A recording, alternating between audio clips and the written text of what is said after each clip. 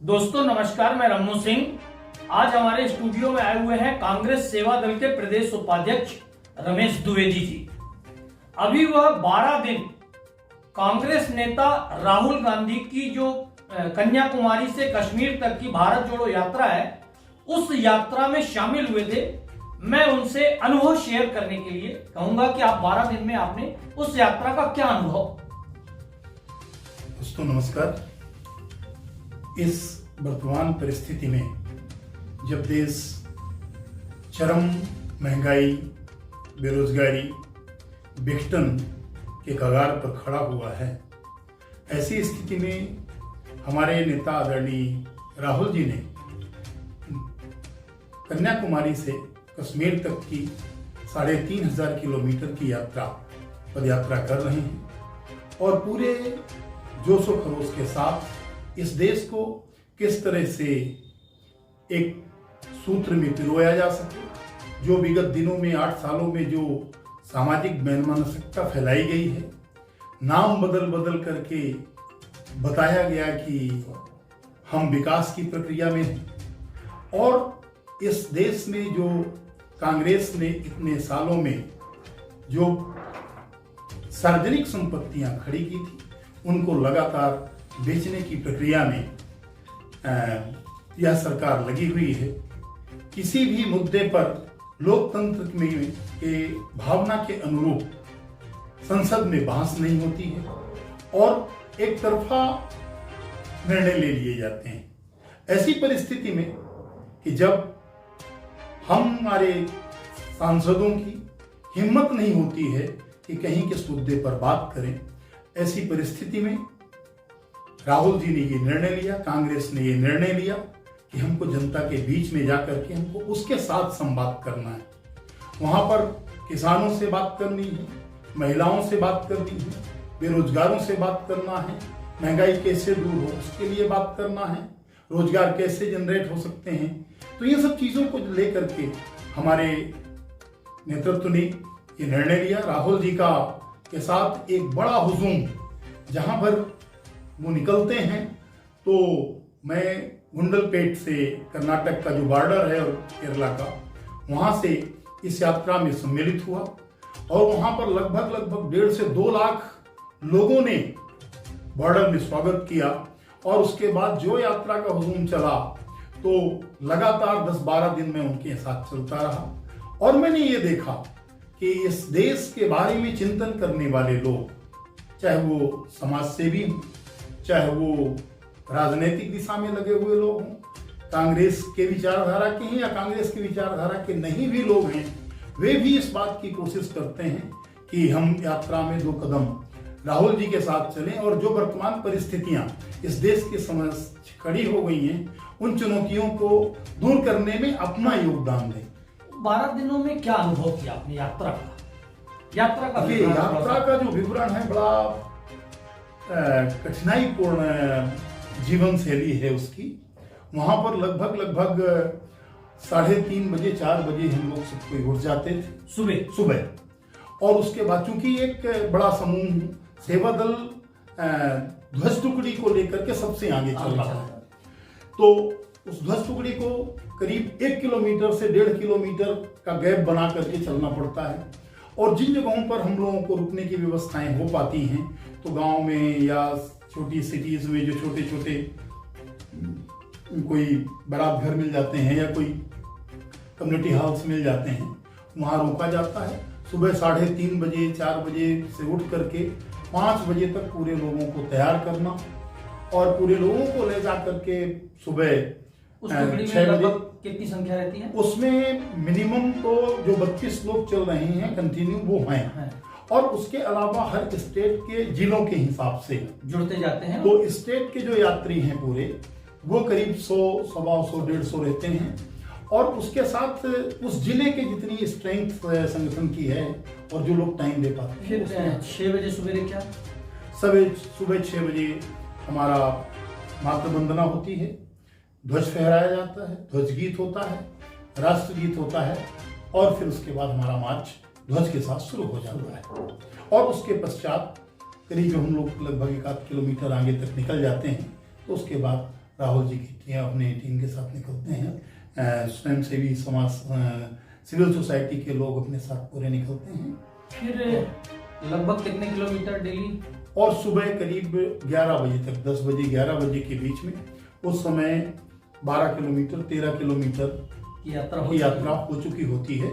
और उसके बाद फिर दोपहर का विश्राम होता है। और दोपहर का विश्राम भी एक भव्य तरीके से होता है। मैं तो कभी कभी ऐसा लग रहा था कि जैसे मुंबई में भीटी में कभी मुंबई जाने का मौका मिला और जब ट्रेनें आकर के खड़ी होती हैं और एक हुजूम बढ़ता हुआ आगे जाता है कि अपने ऑफिस के लिए, अपने कामों के लिए, उस तरह से एक मेला टाइप का लगा रहता है। और लगभग 25-30 हजार से लेकर के 1 लाख, 1.5 लाख, 2 लाख तक लोग जब शहर में घुस जाती है तो लगभग 3 लाख के ऊपर लोग हो जाते हैं उस रैली में हो जाते हैं। तो ऐसा समझ में आ रहा है कि कांग्रेस के प्रति और राहुल जी के प्रति लोगों का जबरदस्त आकर्षण है। जब गांव से हम गुजरते हैं तो छोटे छोटे दूध पीते हुए बच्चों को लेकर के माएं खड़ी हो जाती हैं। तो छोटे बच्चों से लेकर के बड़े बूढ़े 80 साल के वृद्ध भी उसमें देखने को मिलते हैं, 85 साल के। फिर दोपहर विश्राम कितने बजे तक करते हैं? फिर दोपहर विश्राम, दोपहर का भोजन होने के बाद विश्राम लगभग 3 बजे तक हम लोगों का चलता है। और उसके बाद हमारी टुकड़ी तैयार होने लगती है। 3:30 बजे तक हम लोग उसमें ध्वज अपना तैयार होकर के और मार्च कर जाता है। उसका नेतृत्व पूर्णतः जब भी बड़े नेताओं को जो भी मिलता है, आदरणीय दिग्विजय सिंह जी पूरे शिद्दत के साथ पूरी यात्रा में चलते हैं और पूरे ध्वज के साथ चलते हैं। फिर कितनी देर तक ये यात्रा? फिर शाम को किसी दिन 7 बजे, किसी दिन 8 बजे, 8:30 बजे, जितनी दूरी जिनमें अपनी कवर हो पाता है। मतलब लगभग 25 किलोमीटर। लगभग 25 किलोमीटर, 27 किलोमीटर। फिर रात्रि विश्राम कैसे, कहाँ? फिर उसके बाद एक तो जो लोग लगातार भारत यात्री हैं वो अपने अपने उसमें कंटेनर्स में चले जाते हैं, जिनको कंटेनर आवंटित हैं। और बाकी जो कार्यकर्ता हैं उनको अलग अलग व्यवस्थाओं में कंटेनर साथ में चल रहे हैं। हाँ, वो कंटेनर साथ में चल रहे हैं। और भोजन बनाने की व्यवस्थाएं वहाँ पर, जहाँ भी दोपहर होता है, जहाँ भी रात्रि का रुकने का ठिकाना दिया जाता है, वहाँ भोजन की। कठिनाइयाँ क्या देखी आपने इस यात्रा में? व्यवस्थाओं की पूरी जगह कठिनाइयाँ हैं। कहीं भी रहने का व्यवस्थापन नहीं है। कार्यकर्ता काफी परेशानी में किसी के दरवाजे में जा करके और अपनी चटाई बिछा करके, अपना जेजम बिछा करके, अपनी चद्दर बिछा करके सो जाता है। और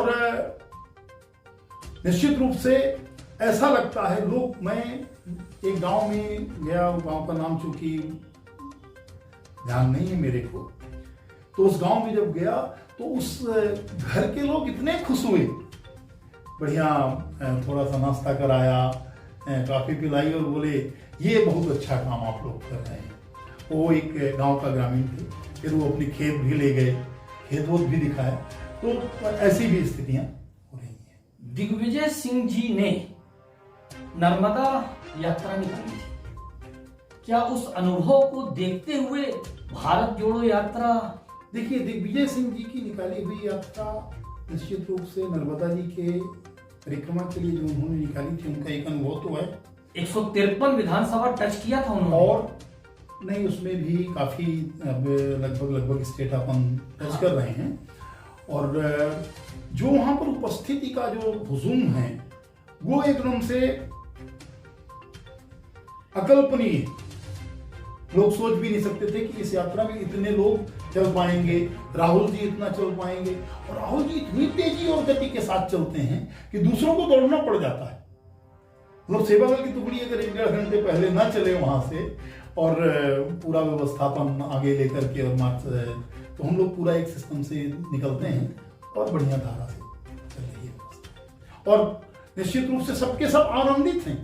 उनको ऐसा लग रहा है कि हम किसी आध्यात्मिक नेता के पीछे। इस यात्रा से कांग्रेस को कितना लाभ होगा?